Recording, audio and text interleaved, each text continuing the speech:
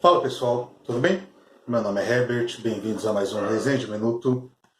E hoje eu quero conversar com vocês um pouquinho sobre um livro de terror nacional. No caso, estou falando de O Vilarejo, do Rafael Montes.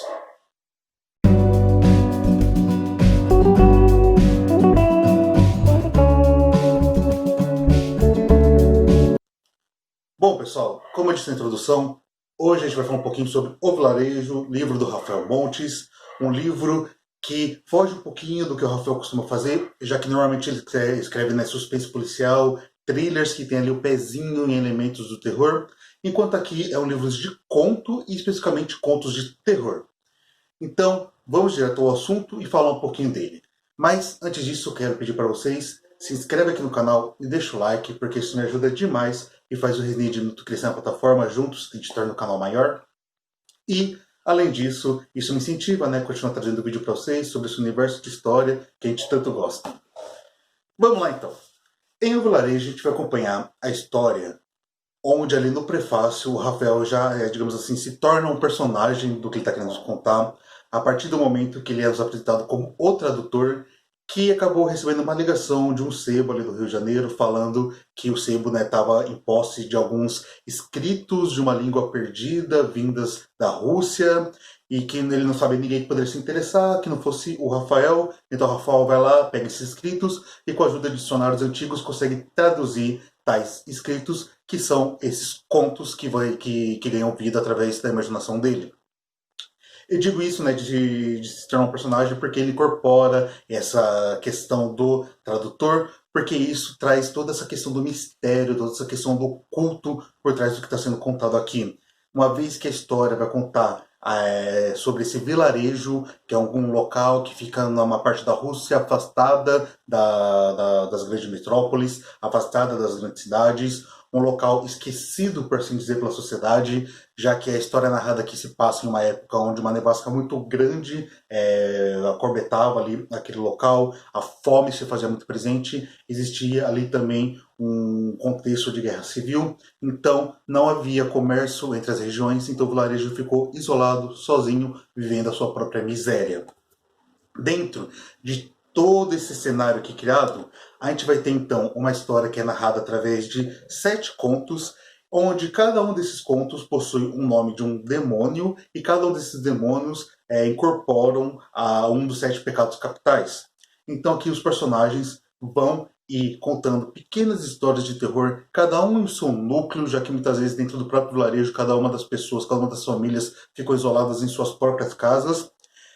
E cada um deles vai abordar um pecado capital como a luxúria, como a gula, e a partir desse momento trazer o pior do ser humano, o pior dos personagens, coisas nojentas, coisas realmente asquerosas, coisas desumanas, mas que no fundo são humanas, porque afinal o ser humano é ruim, muitas vezes o ser humano é capaz de fazer monstruosidades.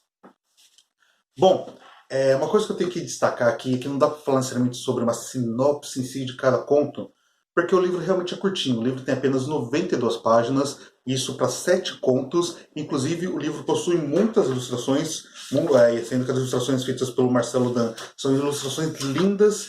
E isso faz com que, na verdade, de história em si, as páginas são realmente bem enxutas. Deve ter umas 80 e poucas páginas aqui de história.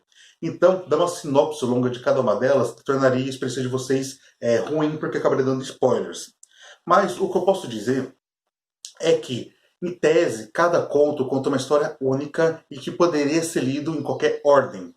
Porém, o que eu recomendo é que se leia na ordem como está apresentada aqui no livro, porque apesar de serem histórias que são independentes, elas são correlacionadas. Então, ao ler a primeira história e depois ler as que vêm depois, quando você chegar lá na última, você vai perceber como cada uma delas foram se conectando e como cada elemento que apareceu anteriormente faz mais sentido na história posterior.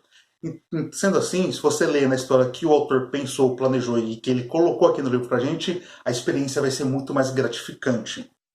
Como eu falei, né, das ilustrações do Marcelo, vou dar um exemplo aqui para vocês, na primeira ilustração, né, que não entrega nenhum spoiler, é uma arte muito linda, então vocês imaginam isso aqui com mais um monte de ilustrações durante essa obra, é algo realmente incrível. A gente tem, por exemplo, essa primeira página aqui que é maravilhosa, além de todo o trabalho de diagramação da Suma, onde ela mandou muito bem, de tempo em tempo manchas de sangue durante as páginas, todo o trabalho de espaçamento é muito bem feito, e por ser um livro onde são 7 contos, e cada um deles entregar uma história, você pode até pensar, nossa, vou então pegar esse livro para ler de forma despretensiosa, leio um, leio outro, depois leio mais um, mas para ele ser tão curtinho e tão bem conectado, bem amarrado, é muito difícil parar de ler. Eu li de uma vez só, eu sentei para ler na época que eu li esse livro e não consegui parar. E assim, realmente dá para você ler em um dia e uma sentada só por causa disso. Afinal, a escrita do Rafael é extremamente fluida, extremamente instigante, extremamente visceral e ao mesmo tempo extremamente provocativa. Ela mexe com o espectador de várias formas. Espectador não, né? Leitor.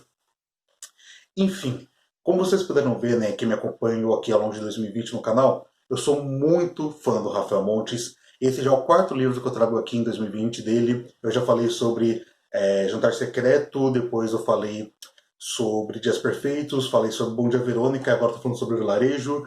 E, ironicamente, os livros que eu ainda não li deles foram o primeiro, né, Suicidas, e o último, Uma Mulher no Escuro, livros que eu pretendo trazer em 2021. Então, se você gosta, né, do Rafael, também já acompanha aqui o canal, por lá na frente a gente conversar mais sobre ele. E em O Vilarejo é um livro um pouco diferente do Rafael, mas que ainda assim mantém sua essência de um escritor muito bom que sabe trabalhar com esses elementos mais sinistros da literatura.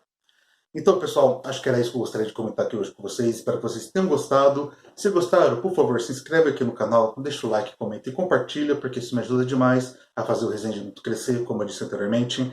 Na descrição tem o meu Instagram, me siga lá, e também o Telegram, onde eu sempre aviso que sai vídeo, então acompanhem lá, porque isso é bem importante, assim vocês não dependem do algoritmo. E por fim, tem o link para os meus livros, que para quem não sabe eu também sou escritor. No caso, escrevi Cada Segundo é Valioso, que é um suspense policial publicado de forma independente na Amazon, custando apenas R$ 4,90 o e-book, ou se você for assinante do Kindle Unlimited, ele sai de graça. E também escrevi O Sul numa Fuga, que é uma fantasia distópica publicada pela editora Pendragon, e que está disponível tanto no site da editora quanto na Amazon também, no caso em formato físico e digital. Espero que vocês deem uma chance para a minha literatura, então eu fico por aqui, espero vocês no próximo vídeo, fiquem bem, até a próxima e tchau, tchau!